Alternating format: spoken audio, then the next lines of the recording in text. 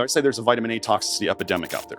It's known in the literature that vitamin A is an antagonist to vitamin D. Well, that's really interesting. If there's a vitamin A toxicity epidemic, then it would make sense that there's a vitamin D deficiency epidemic, right? Then we also have in the literature that zinc can raise vitamin D levels, but zinc isn't vitamin D. So how does that work? Dr. Garrett Smith goes by the moniker The Nutrition Detective and has a Love Your Liver live stream once per month. Dr. Smith has made waves in the wellness world with his theories on vitamin A toxicity, toxic bile, and the critical importance of loving your liver. Then we have the sewage processing plant, which is things like biotransformation or detoxification, where the liver turns things into, this is the important part. Hi, my name is Chris Burris. I'm a longevity expert and the chief scientist at a lab focused on a longevity molecule.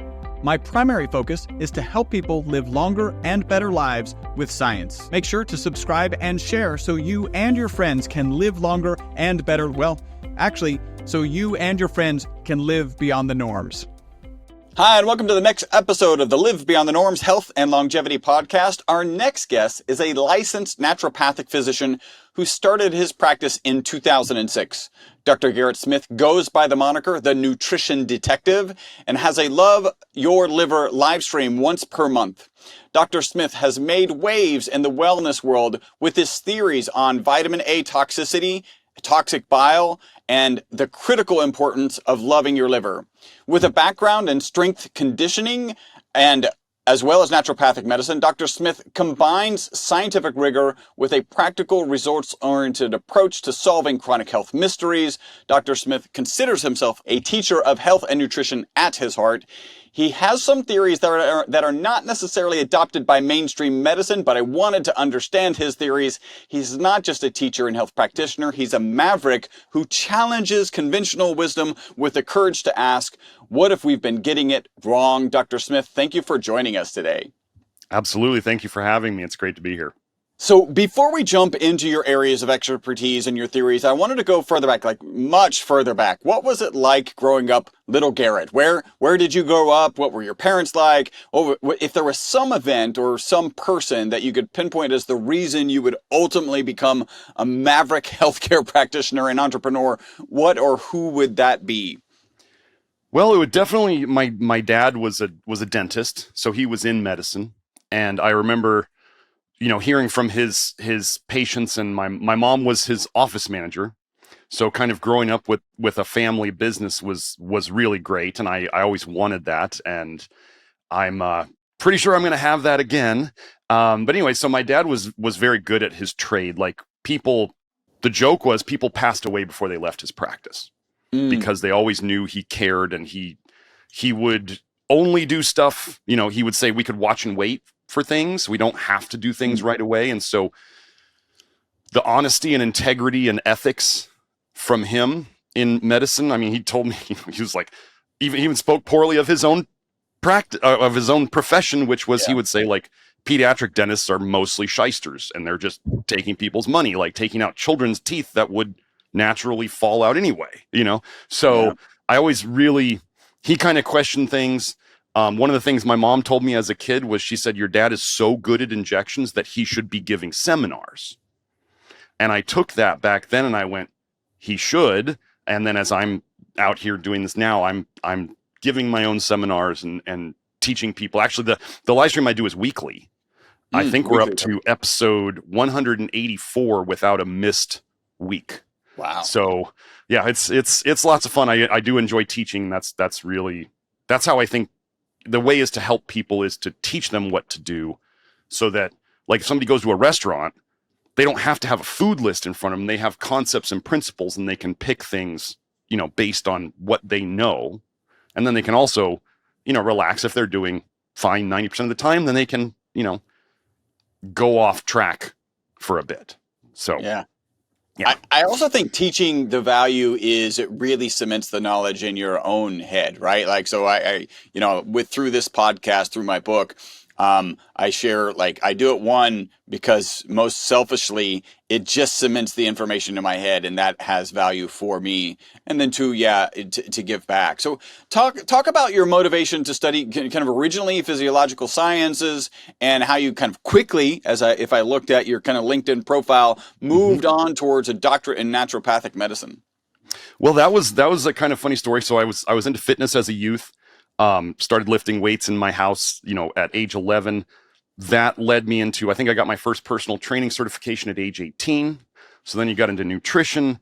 That led to, I started college in mechanical engineering. And a lot of, yes, go ahead. So I got into mechanical engineering because I liked systems, and I was actually very good at mechanical drawing. They had just come out with AutoCAD, like, when I was doing that back in school. But I got to the point where I started learning about 60 to 80 hour work weeks and cubicles and all that stuff. And I said, this is not for me. So then I thought, there was a book called Do What You Love and the Money Will Follow. I didn't need to read the book. I just saw the title and I went, okay, what do I love? And I was like, well, I thought, what do I do in my spare time? That must be what I love. Okay, I lift weights. Okay, is there a weightlifting degree? There wasn't. So I didn't want to be a PE teacher. That was the other thing, physical education, right? And then I saw physiology. They had just gotten rid of the kinesiology degree at the U of A. So then they rolled it into physiology, and I was like, well, this will be a good prep for pre-med or whatever I decide to do later. It's just a good degree. So I got that, and then after college, very funny, how fate works. I applied to various master's programs and other stuff like that. Even my own school in physiology, I applied for the master's program, and I had never been rejected so many times from so many things. I had always been accepted. Like people would say, like, you're overqualified for these things, and all of a sudden I'm getting rejected from master's programs, and I went, okay, that's weird. So then I worked as a physical therapy tech for a little bit. I worked in student athletic training for a bit. I ended up working in a supplement store, and I found out about naturopathic medical school. And I found that they were legit licensed medical practitioners in the state of Arizona. They're not licensed in every state, but Arizona had that. And the school was 100 miles north of me in Phoenix. And so I was all ready. I had all my test scores. I had all the stuff ready, and I was enrolled in that school a month after I found out about it. Wow.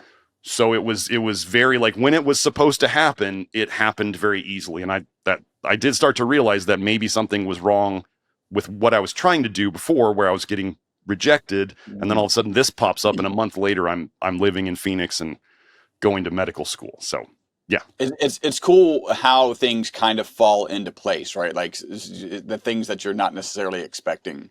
All right, so you have two key theories that drive your practice, right? The toxic bile theory, the vitamin A toxicity.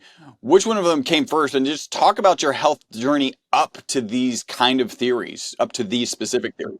Yeah. So well, vitamin A toxicity led to toxic bile theory, which we're now, just so you know, I just changed this very recently. We're calling it toxic bile paradigm now, because we felt like we're well beyond just the theory part. So, okay, I was not a super sickly kid, but I was not as healthy as I thought I should be. I mean, I started getting into, I thought I was being healthy back as a teen when I was like doing we were doing in my house, we were doing skim milk, and I was having like shredded wheat at breakfast, and I was having equal, like aspartame. Like I'd have the little packets, and I'd put those on my shredded wheat with my skim milk, and I was trying to be healthy, and I was taking my Flintstone vitamins, and I got some psoriasis over time. I had actually in my mid-20s, and in naturopathic medical school, I realized I was developing prostate, like urinary issues. And my dad at the time had prostate cancer. So I'm sitting there going, I'm in my mid-20s in naturopathic medical school with prostate urinary symptoms, and my dad is dying of prostate cancer. Something is very wrong. So I was always open to the idea of maybe something is wrong. I was very into health. I was very into supplements. One of the first things that got me into nutrition type stuff, or realizing that the bad guys are not interested in our health, was I was getting like very short migraine headaches. And I couldn't figure out what it was from until we went on a trip to, I think it was British Columbia. We went to a ski resort.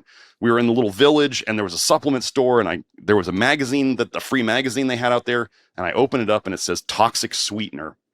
And it's about aspartame or equal causing headaches and turning into formaldehyde. Aldehydes are a huge part of my approach now. And they said it could cause headaches. And I went, I better try this out.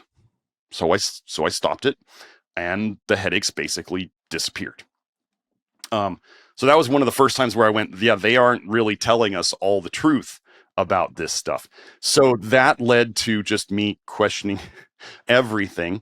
And as I went into practice, and about 2013-ish, I got into hair mineral analysis, which I still use to this day. It's very useful for certain things. One of the things that I think people in the health world mix up is they think like the hair analysis people, they think hair analysis is the best for everything. It's absolutely not. It's just like a screwdriver isn't the best tool to fix everything, right? You need a hammer for things, you need a screwdriver for things, you need a wrench for things. So as I started to figure that out, I was getting people better. I was helping people a lot. However, some of my longest term people, one of the things that you're taught in hair mineral analysis is to use vitamin A to make the hair test go the direction that you want to go. Well, I tend to think that the approach of looking at labs only as like you want to just move the labs and people think that will automatically fix somebody, that's not true at all. You can make somebody's labs look better, or people can come in with amazingly good looking labs and they can be very sick. So there was that part of realizing that, labs aren't everything. They're part of it, but they're not everything. So got into that. And then some of my longest term people were getting these little nagging issues. Like they were coming to me saying, Doc, I'm still kind of tired, or I'm still, like they'd say, I started shedding hair a little bit. Do you know what's going on? And I was like, me being the way I am, I did not blame them. I gave them things to do that I thought might help, maybe concentrate on this a little more, do a little less of this. But I took it upon myself and I said, something's not right. I haven't figured something out. There's something like, why is this little group of people, the longest term people, coming up with these things?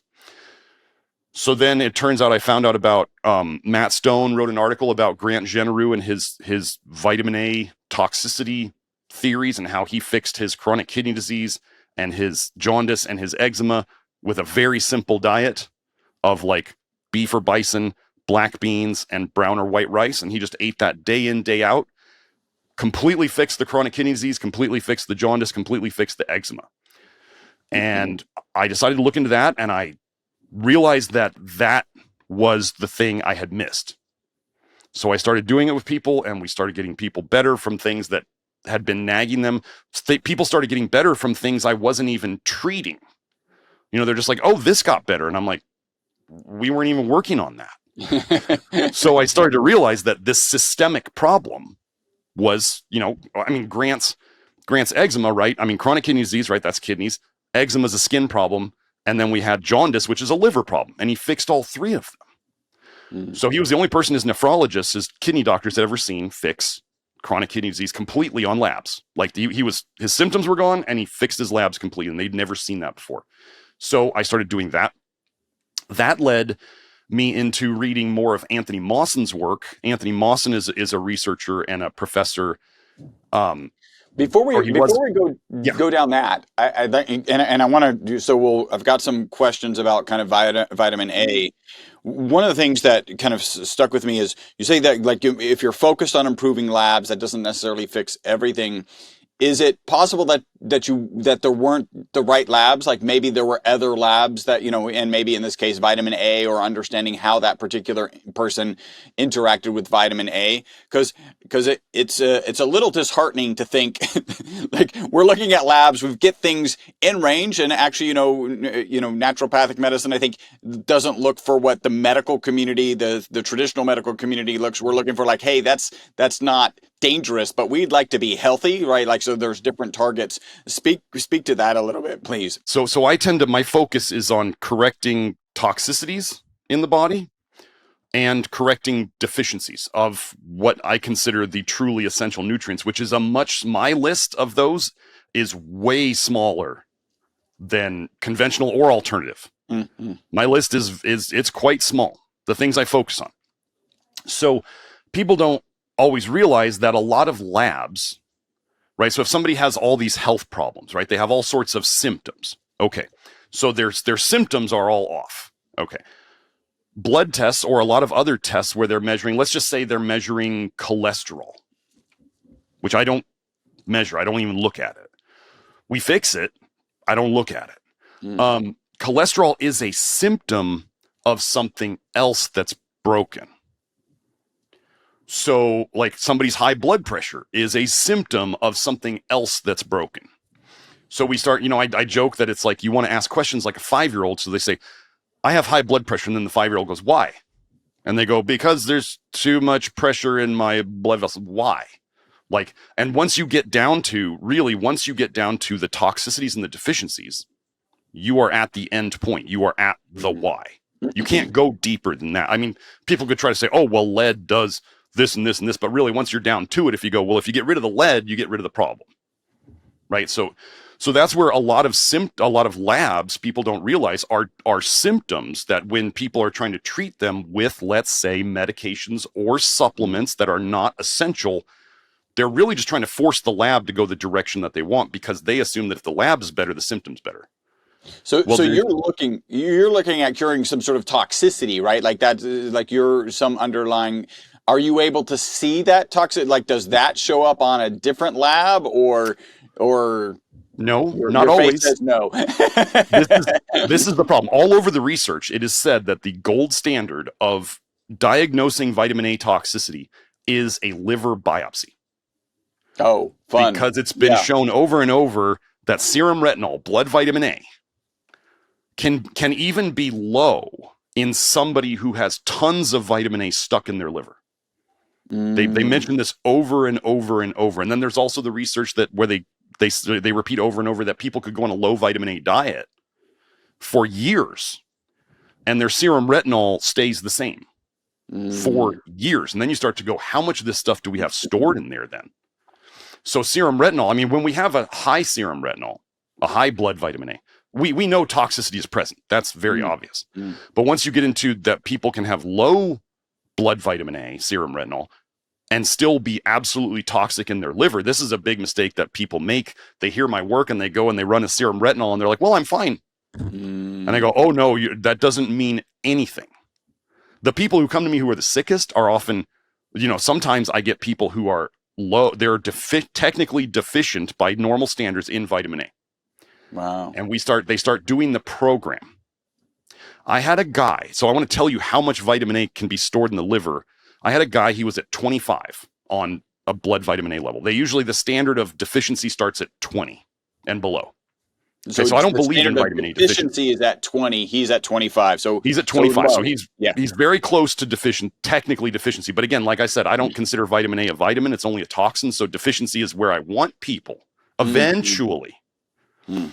So he tested, he was doing my stuff. He tested his vitamin A again 3 months later. It was now at 52. He was eating a low vitamin A diet. Where did that come from? Where's the only place it could have come from?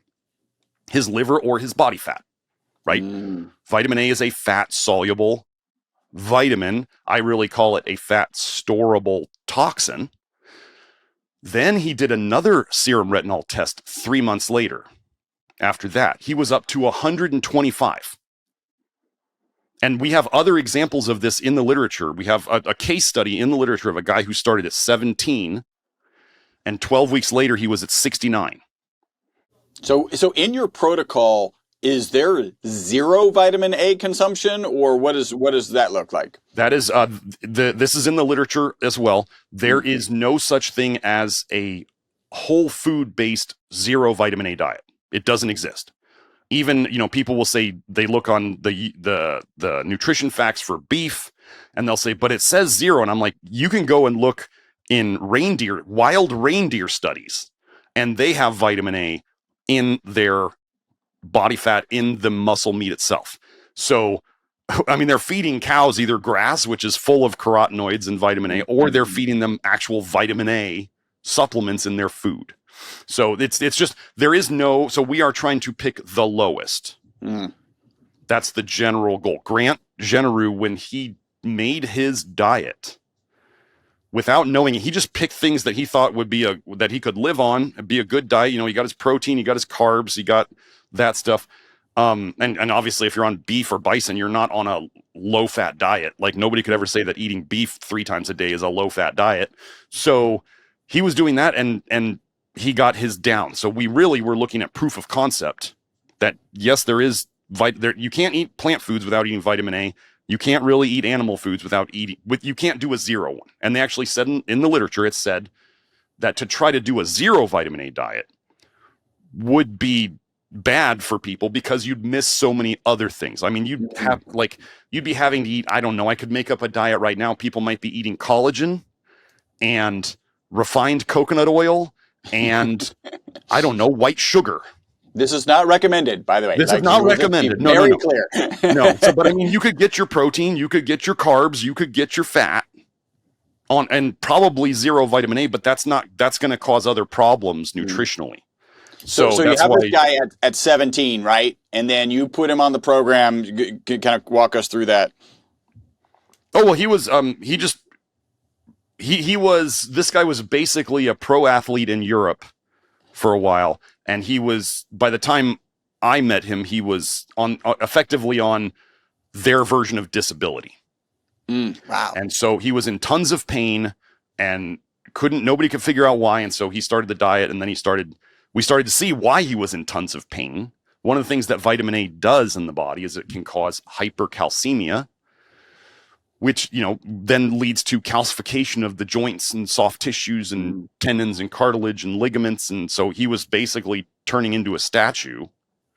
And as we start, this is one thing we can see, as we start putting people on a low vitamin A diet and we give their body what it needs to detox and process it, we can sometimes, and it doesn't happen in everyone, but we can see their levels go up, which some people makes no sense, because this is another thing in medicine that people want. They want, if you do input A, you automatically get output B, or we want it to be like a linear process. Nothing in life is linear, and nothing, there's all sorts of different factors. So this is where, kind of with my open-mindedness and I have a lot of people I've had engineers tell me, wow, you talk and think like an engineer. I've had farmers tell me, wow, you talk and think like a farmer. And I take those as high compliments. Yeah. Because I'm just looking at like outputs and systems. Like, a lot of people in health they'll be like, oh, like when I hear blueberries detox people, like they'll just make these statements, right? And I go, actually, if you want to look at the research, polyphenols, first of all, phenol is toxic. Poly is multiple. Okay, what do polyphenols do? In the literature, it's shown that they slow down a detox enzyme called aldehyde dehydrogenase, which now we know is like one of the most important detox enzymes in the entire body.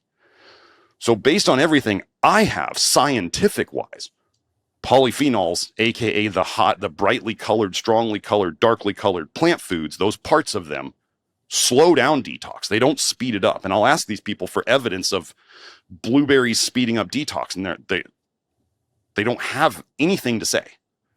They're like, oh, I saw it on this website. And I'm like, that's not acceptable. It's not a source. Yeah. Well, it's a source, but not a good source. Right. And so one of the things I got into with the labs, back to the labs, I mean, I do 4 blood tests. That's it. People come to me with pages and pages and $800 worth of blood tests or more. And I'm like, I don't need to look at any of these. These are mostly symptoms. You're saying you're sick. Your labs are saying you're sick. Okay. What do we need to fix? What is the minimal effective dose, right? What is the minimal amount of information I need to help you get better? So that I can make it, I want to make this accessible to people cost-wise.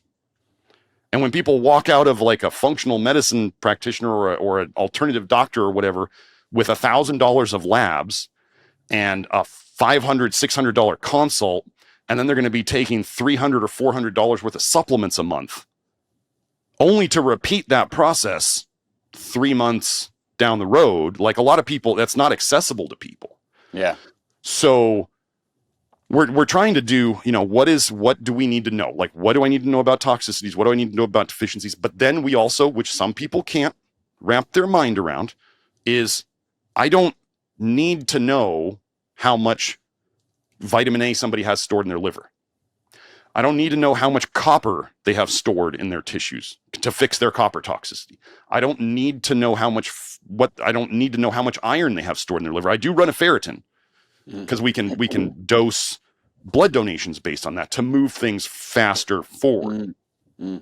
But so some of it is a leap of faith, and that's once people see my stuff and it starts to make sense to them, then they'll often take that leap with me. And then over time, I mean, what I tell people is, so this is an example of labs versus symptoms. So your labs, when we do our labs, that's the map. Okay. So we're saying you're here. We want you here, right? You have zinc deficiency. You're zinc deficient. We want you zinc sufficient. Okay. Now, if you think of like, let's say Google Maps, right? Google Maps might give you 10 different routes to get there. So if we think of all the different people who do these approaches, every one of them have a different approach to fixing their zinc. Some super lucky people might be able to do it with food alone. Some people might need a lot of supplements. I had one woman, she totally refilled her zinc stores with 5 milligrams of supplemental zinc a day, which is like nothing. So she completely fixed it based on the labs and based on her symptoms. But if she took more than 5 milligrams, she felt bad. Okay, so what do we do? Well, we don't give her more than 5 milligrams. She's going to take her own route there. So then the labs are the map. The person watching their symptoms and their responses is the route. So we have to look at both. And then if somebody's not getting better over time, then something's wrong. So we want to absolutely, on another note, if let's say I saw somebody's doing what I suggest. I mean, that's what people are coming to me for, right? They want the symptoms gone. That's what people care about. So their symptoms are improving, but their labs look a little worse. Okay. Do we abandon ship? Or do we start to say, well, the output is showing that you're improving? Labs can get, this is something that not everybody can wrap their head around. Labs can get worse before they get better. I have an analogy of this to, like, let's say you have a garage full of stuff. It's filthy in there. There's bugs, there's mice, there's whatever. There's all sorts of crap in there. So when you're going to clean out your garage, right, the easiest way to do it, you take everything out of the garage. So now your driveway is full of dirty crap too. So now not only is your garage not clean, but your driveway's useless and dirty. So then what you do, you clean out the garage, then you clean up all the stuff and you get rid of all the extra crap you don't need, and then you put it back, and now your garage is clean. So it's an example of cleaning up. This is a saying of mine, cleaning up can be a dirty job. It is a dirty job. Yeah. So that's where this takes on the part of a practitioner. Not all practitioners can do this because it takes a lot of confidence in what you're doing to be able to explain to somebody and say, look, you're getting better, right? And your labs look worse. It's okay. We ride this out and your labs will get better. Focus on the symptoms improving for now, because we are fixing the root causes underneath it. And then like liver enzymes, I look at liver enzymes as like how hard your liver's working. I don't like to tell people like it's liver damage, because let's say your liver is fixing itself. Is it going to be working harder during those times? Yeah, it's going to be working harder. So could the liver enzymes go up for a short period of time? Yes. Do we always see them come down if people are doing the right things? Yes. I think that's really great. And you even touched on this, and I've heard this, I think, in the context of heavy metals like tend to get stored in fat, right? You talked about vitamin A tending to get stored in fat. And so if you just go in and lose weight, right, that ostensibly should be good for your overall health. But if it's releasing these heavy metals, or in this case, if you're looking at vitamin A as a toxin, then it can have some detrimental effects. I think that makes perfect sense. Now, I think I cut you off much earlier about as you're kind of transitioning from vitamin A theory into toxic bile. Walk that path for us, please. Okay, so Anthony Mawson has put out, I think, 34 papers, 34 basically reviews or research papers connecting vitamin A toxicity. Specifically, he talks a lot about retinoic acid, but connecting that to various diseases. And how he can show that all these patterns look like vitamin A, retinoic acid being released into the system in huge amounts. They don't measure retinoic acid in very many studies at all. Definitely not disease studies. So he was putting that out there, and he was saying, basically, he said liver damage from whatever cause is causing the liver to leak vitamin A and potentially other toxins that it stores into the system, into the bloodstream. And then it goes and it causes. Does the liver in general store vitamin A? Is this Yes. if we think of it as a toxin, it shoves it there, or is this like a reserve that might be used in certain situations? Well, so I'm Mike Roberto on Twitter. Mike Roberto, that's his tag on Twitter. He actually found a paper where scientists were trying to show, based on radio labeled, like deuterium, I think labeled vitamin A, and the researchers showed that if any vitamin A was actually used by the body, it was like a teeny tiny bit of a microgram a day. And then they said that the vitamin A that they labeled circulated through the system at least 30 times before it was broken down and excreted. Like, that doesn't make, if we need a lot of this, it doesn't make any sense. Like, why would it go through the system 30 times unless the body has trouble getting rid of it and it's overflowing?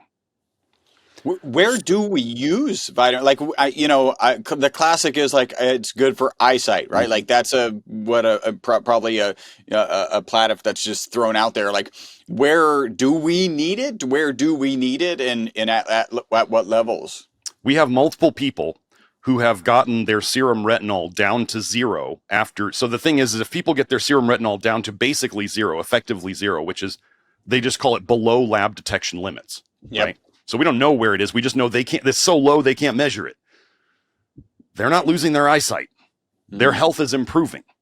Like, then we start going, well, okay, so if we have Grant and another gentleman, both, they had, like, I forget if it was a guinea pig or a hamster. They fed these animals basically a close to a zero vitamin A diet as they could. They were fine for a year.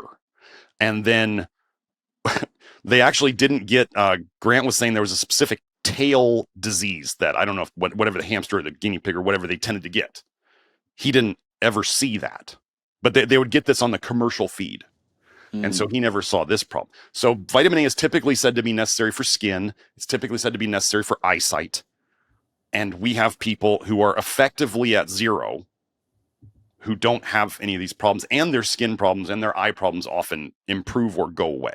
Yeah, is there literature on, like, what is the thought process of why vitamin A is necessary for eyesight? Why is it necessary for skin?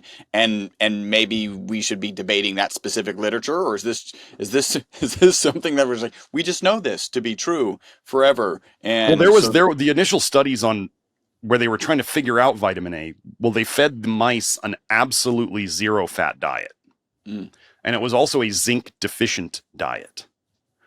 Now, the biggest problems of supposed vitamin A deficiency can be recreated with a zinc deficiency or a protein deficiency. So what we were really seeing, and then the coincidence that we always see, is that supposed vitamin A deficiency epidemics happen in third world countries where people are often, on the verge of starving all the time. Well, people who are on the verge of starving all the time, what's the one food group that they're probably not eating much of? Meat. Where do we get a lot of protein and zinc from? Meat. Yeah. So it's really, is it a then they'll measure their blood and they'll say, oh, you're vitamin A deficient. And they'll give them some of that. And then they say that sometimes the symptoms improve, sometimes they don't. But one of the things that I explain to people about vitamin A is the whole basis of pharmaceutical medicine is giving toxins that have effects, right?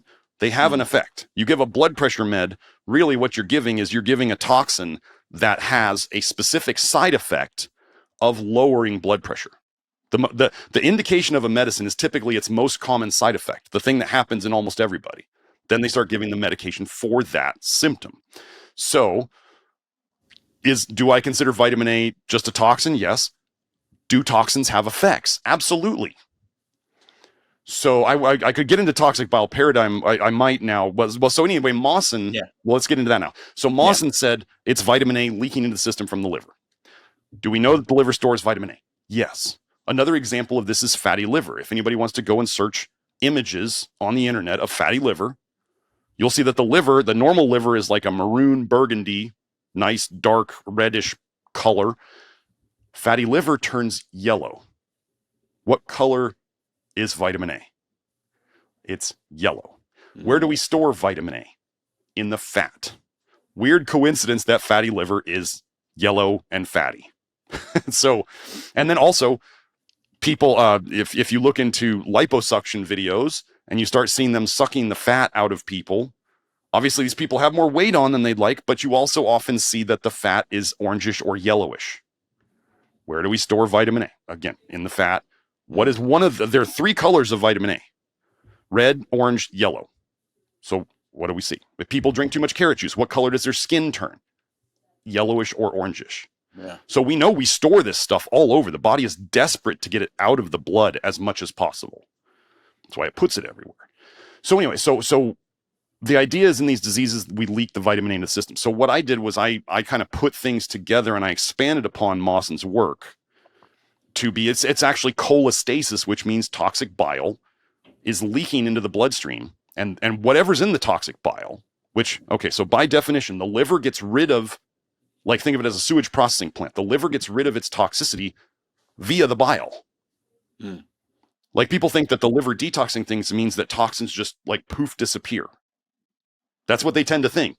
Yeah. So it doesn't. The liver has to get rid of the stuff it processes, the stuff it filters out, right? So the liver is by definition a filter. People will say the liver's not a filter. I'm like, how in the world does the liver pull the toxins out of the blood to process them? Pulling one thing out of another is the definition of a filter.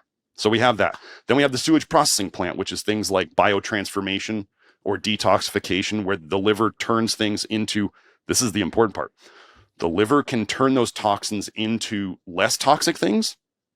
However, in the very definition of biotransformation, the liver can turn those toxins into more toxic things.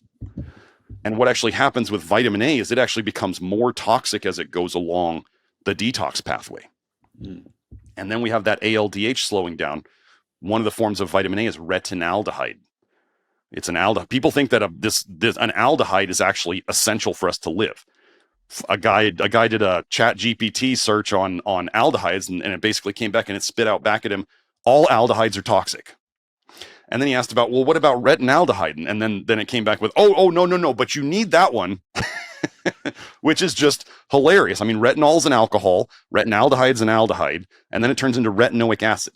People don't realize that the body, like when you eat vitamin A, some of it turns into the exact same chemical compound as Accutane, that's 13-cis-retinoic acid, as all-trans-retinoic acid, which is retin-A, and 9-cis-retinoic acid, which is sold as alitretinoin, and it's mainly used as chemotherapy. So if people think that Accutane's toxic, which is not hard to find evidence that Accutane is horribly toxic, like people who have never taken Accutane, they've tested their blood, they've tested their urine, they find 13-cis-retinoic acid there, and they didn't take Accutane. How did it get there? It's one of the byproducts of vitamin A. So if you're eating a lot of vitamin A, you are by definition, this is in the biochemistry, you are eating effectively Accutane and retin-A and chemotherapy alitretinoin. So this is where it starts to make sense. So then, okay, so toxic bile theory is just the idea of everything you store in your liver. You store toxic metals there. You store toxic fat-soluble compounds, forever chemicals, DDT, pesticides. You store all that there. The liver tries to get rid of that through the bile. As the bile becomes more toxic, it starts to eat holes in things. I mean, I just showed us a paper in my live stream the other day showing that bile eats holes in the blood-brain barrier. It's right there in the literature.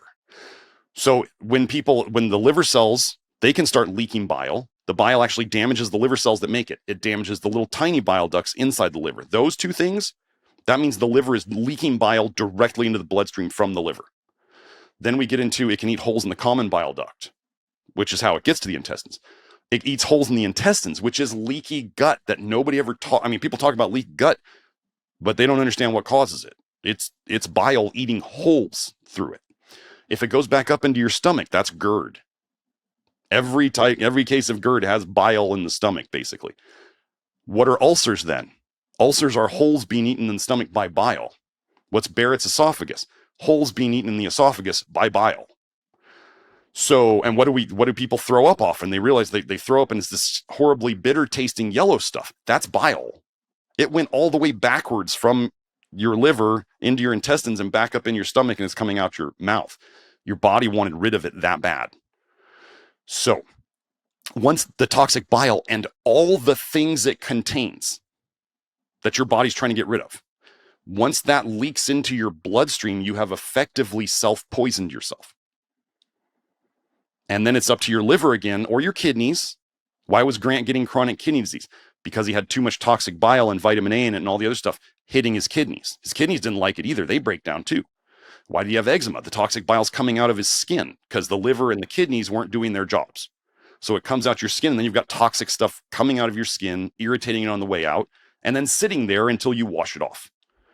So it's just like simmering and stewing your skin. And so as we fix these things, we start sealing up the holes. You start leaking less of this toxicity out into your bloodstream. You start pooping out more of it on a regular basis. If you do things like binders, like soluble fiber foods or charcoal or other things that we're working on, then you start getting rid of it. And then we just see problems go away. And this is what I realized was I don't have to treat a specific disease to help people get better, because the paradigm, the toxic bile paradigm, is addressing the cause of nearly all these chronic diseases. So we just fix the toxicities and deficiencies, and the bile problem starts to fix itself. Hey, super quick break from the podcast. Hopefully you're loving it. This is a way you can support the podcast and take advantage of a great offer. We're offering 50% off of one of our MCT bottles. MCT is an amazing oil. Add the ESS60 molecule to it. It's even more amazing. All you got to do is leave a review on iTunes, send us a notification that you've left that review. We'll get you a coupon code that'll get you 50% off of our MCT oil and free shipping. Back to the podcast. Typically bile, right, created by the liver, we just excrete it, right? It gets migrates into our, like, how does it get rid of bile? Like, this is something that's accumulating and now we've got to get rid of it. How does it typically get rid of it? Okay, then the normal, well, I jokingly call the bile the liver's poop. Yep. Right?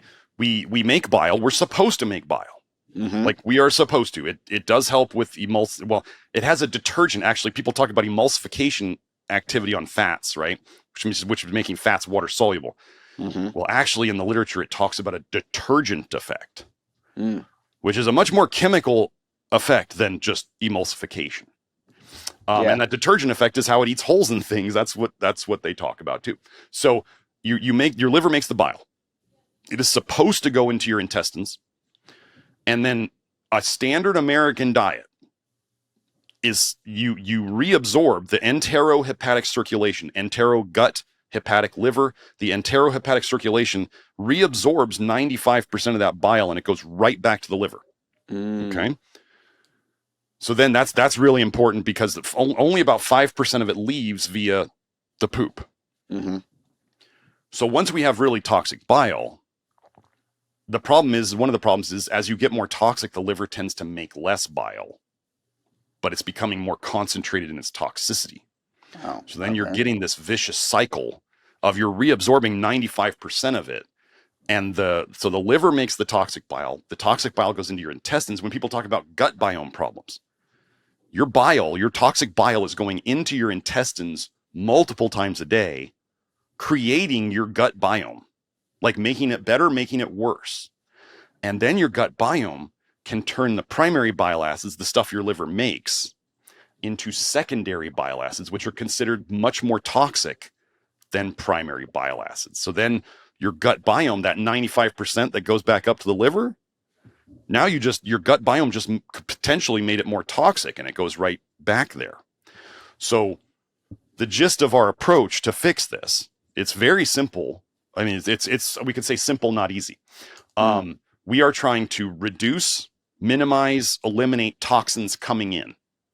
That's our goal. We can't always go to zero, but our goal is to reduce or minimize. And your focus is on vitamin A, or just toxins in general. We have like, other I mean, ones. that's a challenge in this modern era. I mean, we have other anyway. ones. Like an example would be, I tell people of things to start working on even before, like in the Love Your Liver program, the Do It Yourself program. I'm like, before you work with me or any of my practitioners, or you do anything else, like if you have mercury fillings in your mouth, and some mercury fillings are 40% copper, which is toxic too. I tell them, get those out. Like if you don't have the money to spend with me or the other practitioners, get these out first, because you are being exposed to toxins every single day from those. They don't ever stop off-gassing. That is a lie sold to us by the dental industry so they can protect their butt. There's a video on the IAOMT.org website where they have a 40-year-old filling that was taken out of a person. And they put it in front of a black light and they rub it with a pencil eraser. That's it. So imagine you chewing nuts. Like they rub it with a pencil eraser and they show the off-gassing in the black light. 40 years old.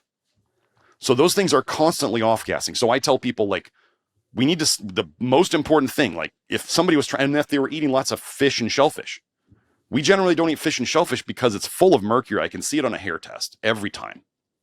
And, there's microplastics and there's forever chemicals and there's all the crap that we put in the ocean that these fish are marinating in and breathing all day long.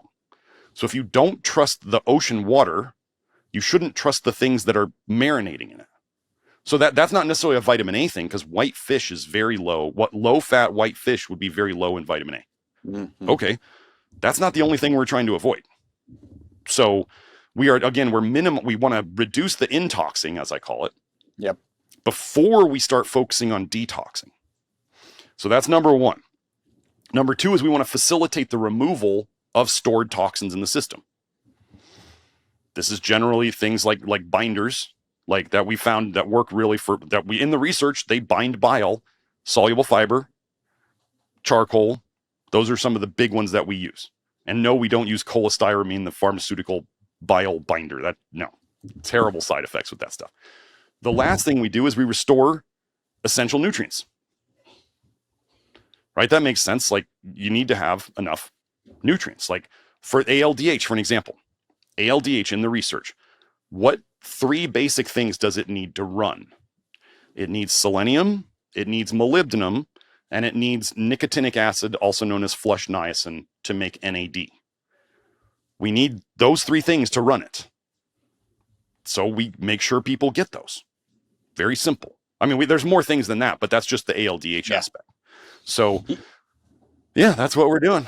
Something that's interesting is, and I think I have the answer now, right? So I've asked a number of people who have some expertise, even I would argue, in toxins, and a lot of people talk about activated charcoal and they talk about diatomaceous earth, and I'm like, yeah, but if you have toxins in your body, right, not in your digestive tract, how are these things that are too big to get into your body, right? They are not ostensibly getting through the gut barrier.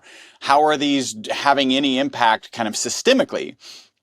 And now I have a picture where that may be working, because if your liver is pumping bile into into your intestines, and then this activated charcoal or diatomaceous earth can now bind to some of those and it reabsorbs. So that was the piece that I was missing. There is a feedback loop between your system, right, systemically, and your intestinal tract. Yes. Does that put things together for me? Because I'm Yes. just like, how are you getting, heavy metals out of fat, right? If you're not getting the activated charcoal, or you're not getting the diatomaceous earth into the bloodstream, right? This is actually kind of cool. Any comments there? Yeah, no, I talk about this. I say, like, charcoal and a lot of other binders. Well, first of all, I always ask people about, like, let's say diatomaceous earth. I say, can you show me research that this detoxes anything, that this binds to anything? And nobody ever shows me anything. I'm just like, this is chunks of silica. Who said that these, like, diatoms are going around absorbing all these toxins? So that's just one of the myths, right, that I kind of like to bust in this. I just go, please show me. Like, nobody can. I used diatomaceous earth with my people for a while, and it didn't do squat. And if I understand correctly, not that this is, I mean, it's kind of a fun knock, because I think I sit in the same camp as you, is that diatomaceous earth is cat litter. Like, it's cat litter, right? Like, it's got, this is my understanding, is that it's got nano-sized pockets inside of it so that it can absorb things, right? That is, in the context of cat litter, that's why it holds on to the odors, is because of these nano-sized voids. And that's my understanding. But again, if it was good for you, like, take it. I don't care if it's cat litter or not, but it is kind of funny. So do you sit with activated charcoal? There's a lot of history of actually absorbing toxins, and so that would be something that you would lean on. Yeah, I mean, I like hardwood charcoal. I don't use the popular coconut charcoal, the cheap stuff that's everywhere, because, I mean, it's typically made from moldy coconut shells, and I just don't want to be giving. I mean, they got to do something with all those coconut shells, right? So they just figured out a way to give them to people. There may or may not be mold toxins left on them, but I don't trust it. And my people have felt better with hardwood charcoal than they do with moldy coconut shell charcoal. So, but yeah, charcoal, the good and bad thing about charcoal's very good at adsorbing bile. And so it holds onto it well, and then you can poop it out. Once we understand what bile does in the body, so bile touching the intestines is the trigger for pooping. Okay. So there was a study where they were looking at constipated people, normal pooping people, and diarrhea people. And these are rough numbers from the paper. The normal pooping people had about 500 units of bile in their poop. Okay. The constipated people had 200 units of bile in their poop. The diarrhea people had 1,200 units of bile in their poop. So we start to go, okay, too much bile in your intestines makes you poop too fast, too much, loose. Not enough is you're not pooping. And then we start to go, when we understand this, we can start to go, okay, why do so many people poop after having their morning coffee? Coffee causes a bile dump. Then they poop like that. And then some people, that's their only poop of the day. But they have to trigger it. I'm not saying that's a thing that we try to do, but if somebody's not pooping without a cup of coffee, I'm okay with it until we get them better. As we get them better, they won't need it. But so that bile in the intestines, once we understand it, it makes sense. But so charcoal can be, this is, again, we got to understand these things. Charcoal can be considered, charcoal is considered constipating for many people. It can stop people up who are really quickly. Okay, so the idea here would be, okay, so you need bile touching your intestines to trigger pooping. So if you take enough charcoal and it's so good at its job that it soaks up whatever bile was in your gut, and it's not technically touching your gut anymore. It's been held onto. Then you can constipate yourself very quickly. The only problem in the literature with charcoal, other than people who are inhaling it too much into their lungs, which don't do that, but is some people who took mega doses, it soaked up so much of their bile that they got like a toxic megacolon. It was completely blocked, and nothing was moving. So that's the only thing that I tell people to be careful with is charcoal's amazing. But don't overdo it, because if you are getting stopped up, Like start slow and you can work up. But if you start not pooping, like if you're not pooping, you're just reabsorbing everything from the poop. Like pooping is really, really important. Yeah. So if you're not pooping because you're taking too much charcoal, you're kind of working against, it's not the worst thing in the world, but you're kind of working against the idea of getting that bile out of you. I don't consider something detoxed until it has left the system. It has to be out of your system. If it's still floating around in there, that's not what we're after. It's not out. Yeah, yeah. So I want to leave really kind of, this has been fascinating. The time has gone a lot faster than I thought it was ever going to go. And I do have some wrap up questions, but I want to just, you've already given some kind of practical things. Maybe, if you've got, so they can join your Love Your Liver. Is that a free thing that they can join? We'll give a link to that at the end. But what are a couple things like, what might they look for? And then what might you say, hey, start a little bit of detox because you're seeing these things, and this is where I would start so that we've got some takeaways of people can kind of assess themselves and then maybe take some steps. Well, like I had kind of a 1 month challenge for people, especially who are suffering from joint pain and stiffness and a lot of like achiness and just everything hurts. So some of these things I didn't talk about today, but one of the things we do is no nightshade vegetables. Nightshades were one of my first expertise areas in terms of the toxicity of them. They just happen to contain, most of them contain a lot of vitamin A, and a lot of they actually contain the active form of vitamin D, which tends to calcify people. So that's one thing. So no tomatoes, potatoes, peppers, eggplant, ashwagandha, tobacco, goji berries, like some of the big health foods and herbs, like they are Well, I nasty. think some people call them superfoods, right? Right. Well, we didn't get into this today, but the reality is things that actually slow down detox. So imagine if you're leaking tons of bile into your system and you take things that are toxic that actually slow your bile production. That's the weird thing. The more toxic you are, the slower your detox. The slower your detox, that actually means the less bile you're making. So if you take a toxin that slows down your bile production, or maybe even effectively stops it, you stop leaking bile into your blood. And you can start to feel better very quick. The problem is you are accumulating toxicity in your liver and the bile acids in your liver. I just did a whole show showing that cancer accumulates bile. Why is it doing that? Why is your body making a new tissue to store toxic bile that's floating around in your blood to get it out of your blood so it doesn't kill you? Because it would. I mean, there was studies in the 1905. They were injecting dogs with bile in their blood. What did they see? They saw fevers, they saw paralysis, they saw coma, and they saw death. So if your body does not get that toxic bile out of your blood fast enough, you could die. So it's interesting. You just described kind of the opposite of fixing things, making things worse.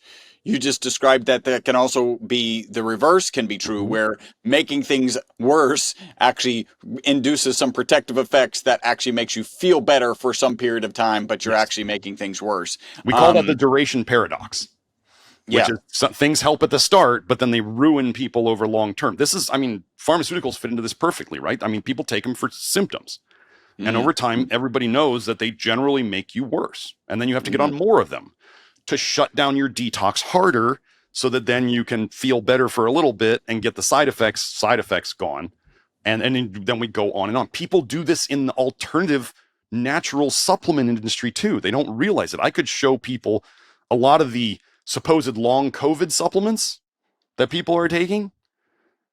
They all shut down ALDH. You shut down ALDH, you slow bile production. I can show this in the literature, like quercetin slows down ALDH. I can show you that quercetin in the research slows down bile production. And we see that people say, oh, I feel so much better on it. My allergies are better, or this is, you shut it down and you feel better. So that's the problem is we can, take one step forward, two steps back by doing these things when we don't understand them. I don't know how or why God put me here to figure this out for people, but that's what I do. Let me get back to that 1 month challenge. So it's like a 1 month challenge that I have people do if they're doubting this work. So no nightshades, stopping all supplements that contain any vitamin A. That would include multivitamins. Stopping all supplements that contain vitamin D. Vitamin D is a huge topic of mine. Cholecalciferol is sold back to us as rat poison. Go look up the brands Terra D3, T-E-R-A-D, number 3. Terra D3, and the other product is D-Con, D-Con, which just, that name just, I love it. I mean, it's so obvious that they're telling us what it is, but it's rat poison. How does it kill rats? By messing with it makes them get too high in calcium, which screws up their coagulation pathways, which means they bleed out internally.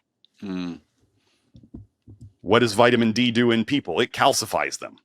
We don't use any vitamin D supplements. We fix vitamin D levels just fine, but we don't use vitamin D supplements ever. So there's that. And then oftentimes people, if you're out there and you stop your vitamin D and all of a sudden you start feeling like less stiff and less cracking and popping and all that stuff, in about a week or 2 or 3, you were calcifying yourself. And we see this. So there's a whole lot of people saying that vitamin D is like a thing we're short of. We're not getting enough sunlight. It sounds like you're like, no, that's wrong, or it's the wrong kind of vitamin D that people are often taking. Well, so vitamin A, which I say there's a vitamin A toxicity epidemic out there. Okay. It's known in the literature that vitamin A is an antagonist to vitamin D. Well, that's really interesting. If there's a vitamin A toxicity epidemic, then it would make sense that there's a vitamin D deficiency epidemic, right? Okay. Then we also have in the literature that zinc can raise vitamin D levels, but zinc isn't vitamin D. So how does that work? Okay. We show that starving kids in third world countries have low vitamin D levels, and they give them protein and their vitamin D levels go up. Wait, we didn't give them vitamin A, we gave them protein. And then other studies show that magnesium improves vitamin D levels. But magnesium isn't vitamin D. And then people worry about, tanning beds and tanning lamps and UV stuff. All those people don't realize that most of the studies where they say that sunlight is good for you, we're actually doing like tanning beds or UV lamps. They wanted a single variable. They didn't want to, how bright is the sun today? How are the clouds? They didn't want all that. They used, like when people say sun tanning increases testosterone levels, that study was a UV lamp study. So really what they're saying is UV lamps raise testosterone in men. So people are out there just like kind of picking and choosing and looking at the research and going, well, UV lamps are sunlight, but then they say don't do UV lamps or don't do tanning beds. And I go, wait, but that's not what you're quoting. You're quoting studies that we use. People who live in dark and dreary and cold areas, we have them do during those times of year, if they need to, tanning beds, spurty lamps, UV bulbs, like we have them do that, and they have good vitamin D levels. We're not shooting for super high. Like super high vitamin D levels from supplements is like heart attack city. Absolutely. You are just calcifying yourself to death. I just want people like generally above a 30, and then they're fine. So, but yeah, so no vitamin D supplements. Then there would be, I'm trying to think of the other things. Oh, no pork, and reduce fish and shellfish or eliminate it. And topical magnesium. I am huge on topical magnesium. I believe topical magnesium raises magnesium levels.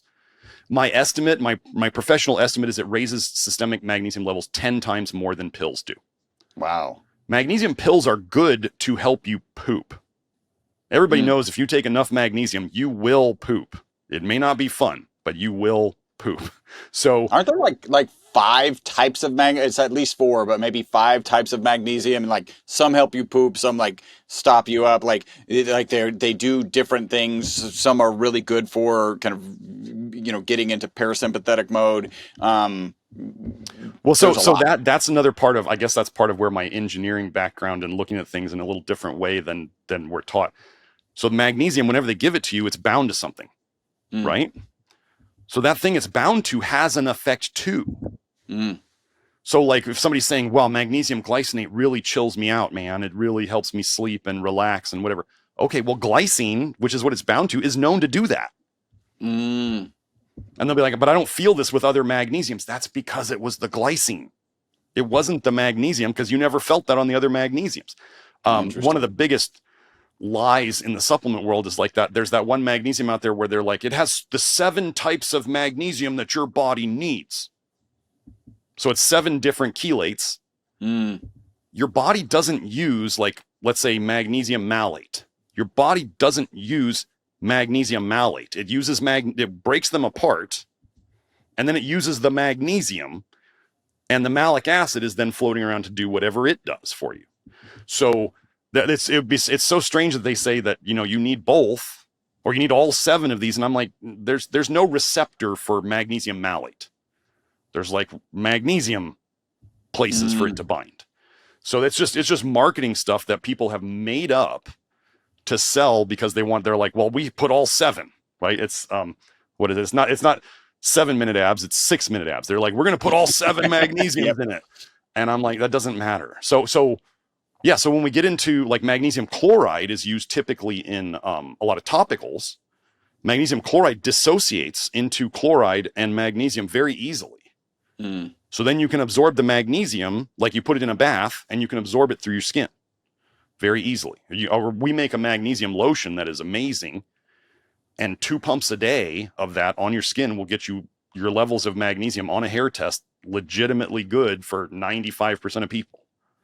Wow. So wow, this has been awesome. I've absolutely loved this conversation. Our time's up. Actually, I pushed a little bit long. Hopefully you didn't have a hard stop. Usually I ask before we get started, but let's get into our wrap-up questions, right? We're a health and longevity podcast.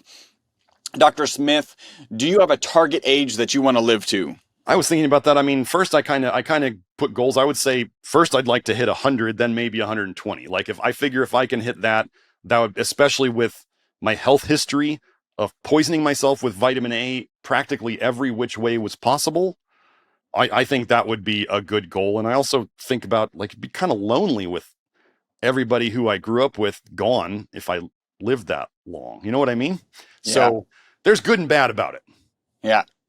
All right. How long do you think humans can live? I have no idea. If you want to get into the, I tend to think that we were put here on this planet, whether you think it's a simulation or not, as to learn things in the physical world that we could not learn otherwise.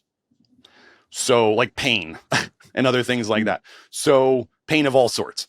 So I don't know. I would say probably, I think probably about 130, 140 would probably be the upper limit for the meat suit that we've been given. Because being alive, this is very important. Us being alive, like a car idling, it makes exhaust. A car idling makes waste, like toxic waste.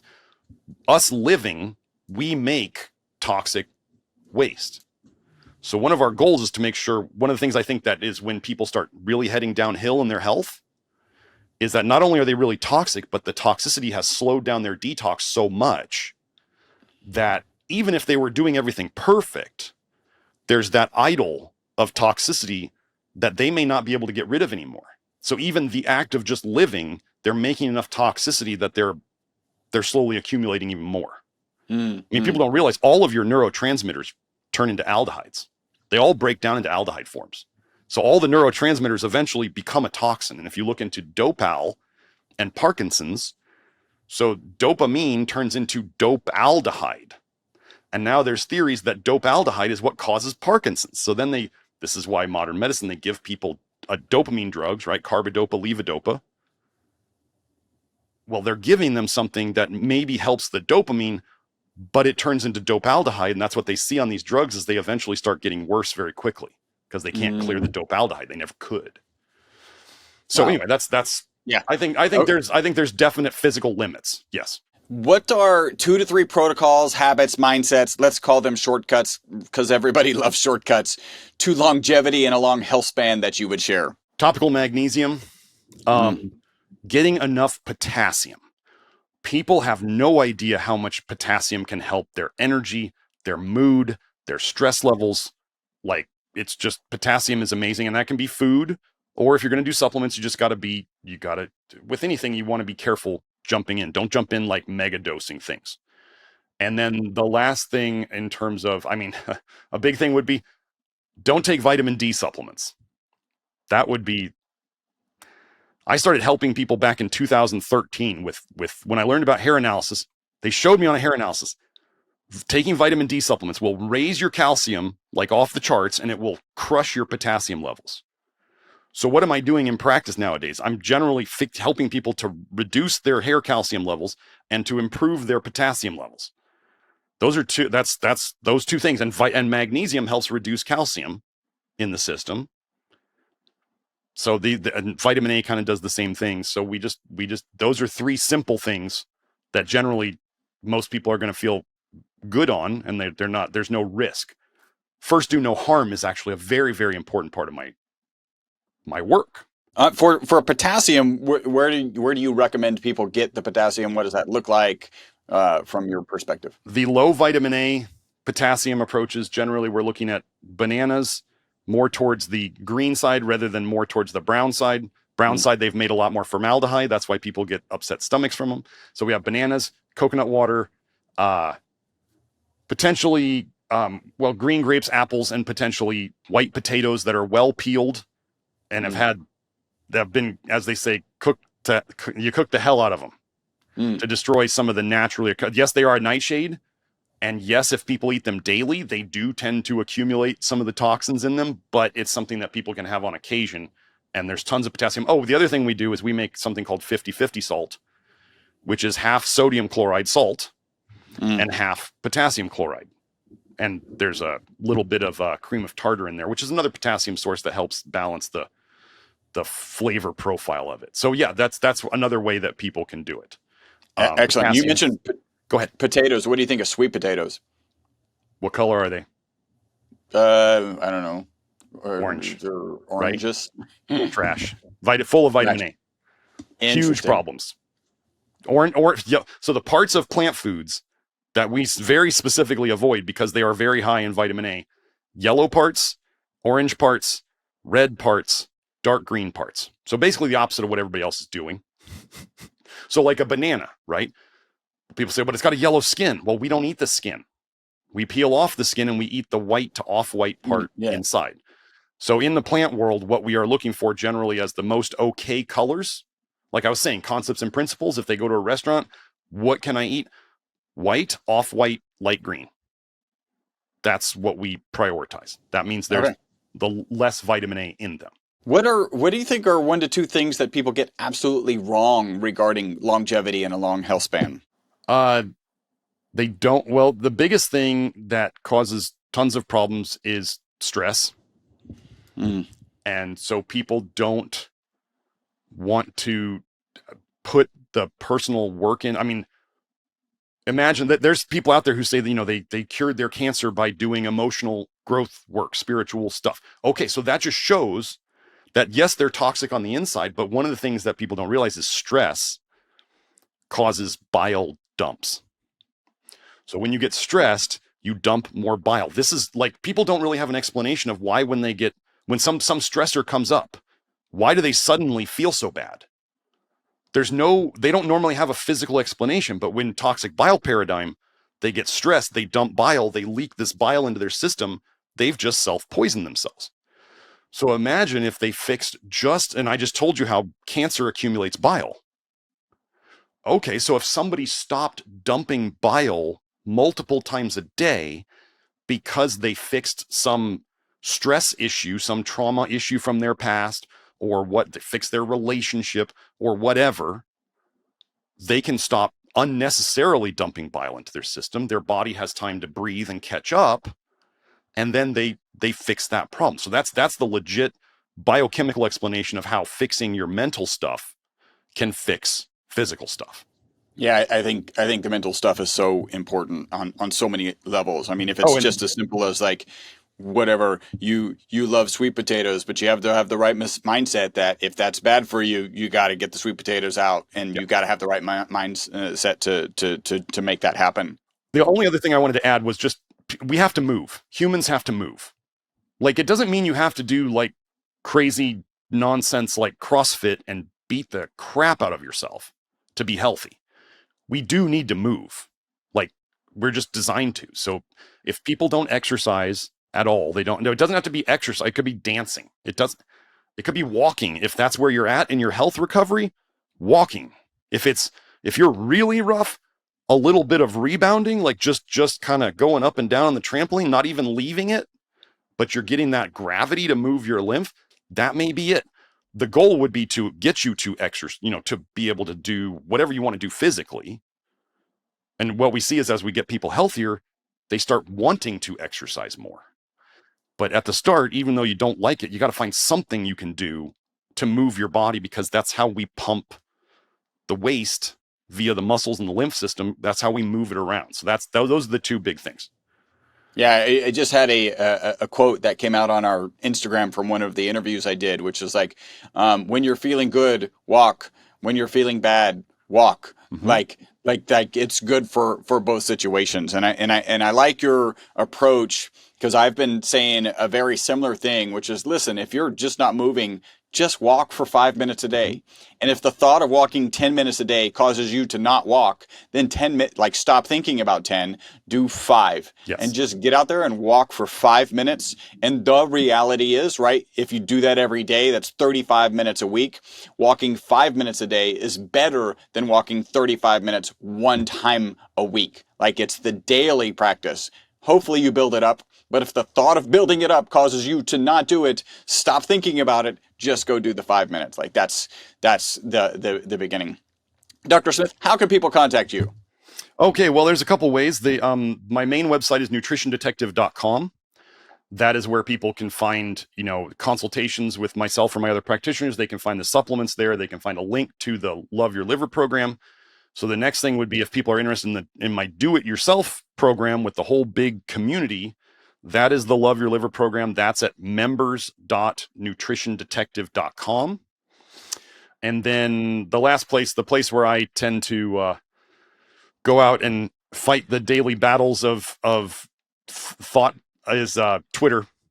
I'm NutriDetect, NutriDetect on Twitter, or you can look up Nutrition Detective and you'll probably find me. But that's where I post a lot of my more recent stuff. And, people might ask me questions on there and I kind of answer, and so those are the three. Oh, and then also my YouTube, youtube.com/nutrition detective. And like I said, I live stream every week. Typically we're going to finish up this week. Last week we did 2 hours of the root causes of heart disease, which is the same patterns that we find over and over and over again. And then this week I broke it up. So we're going to do the nutrient deficiencies of heart disease. Again, the same patterns that we find over and over and over again.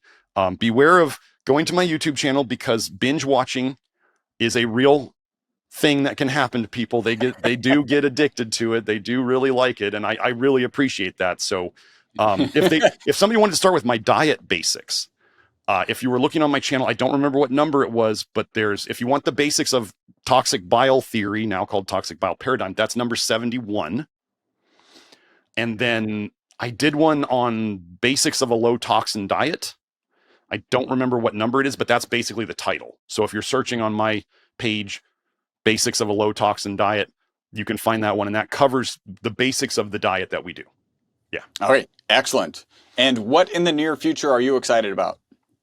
Oh gosh, we're coming out with, I am very strict on my supplement quality and cleanliness, like minimal additives, and only, like, we're using organic brown rice flour. If we have to add something to it, we're really making things great. Well, we have 5 things coming out very soon, and we'll probably have another 7 to 10 coming out. So I really want people to be getting the best stuff and be able to find it.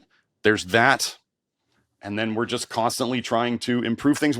I'm working on, in the future, potentially having a meetup of the Love Your Liver people, or eventually a convention, some sort of thing like that. But that's all in the future. So as I tell people over and over, don't email Julie about it, asking her when it's going to happen. She doesn't have any ETA. I talk about things in the future, and that doesn't mean there's like a schedule for them. So, yeah. Yeah, that's pretty. All right. So you can find, by the way, coming out with 5 products, like, you are working hard, like that. That's a challenge. All right. You can find Dr. Garrett Smith at nutritiondetective.com.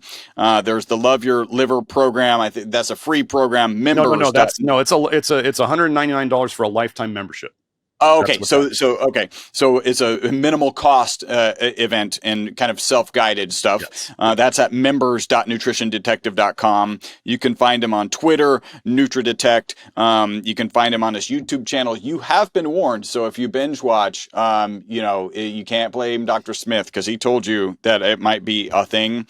You can find more about toxic bile. That's episode 71, or search for basis of low toxin. Is that right? Basics of a low toxin diet. Yes. Basics of a low toxin diet.